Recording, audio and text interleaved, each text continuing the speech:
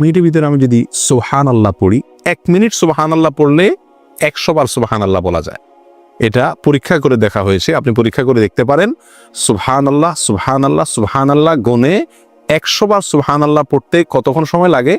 সর্বোচ্চ 1 মিনিট সময় লাগে। 1 মিনিট আপনি 100 বার সুবহানাল্লাহ পড়তে পারেন। আর 100 বার সুবহানাল্লাহ পড়লে কি হবে?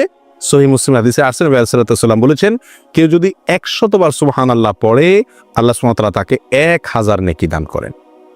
1000টি বিনিময় আল্লাহ তাআলা তাকে কিয়ামতের ময়দানে দান করবেন 100 বার সুবহানাল্লাহ পড়লে।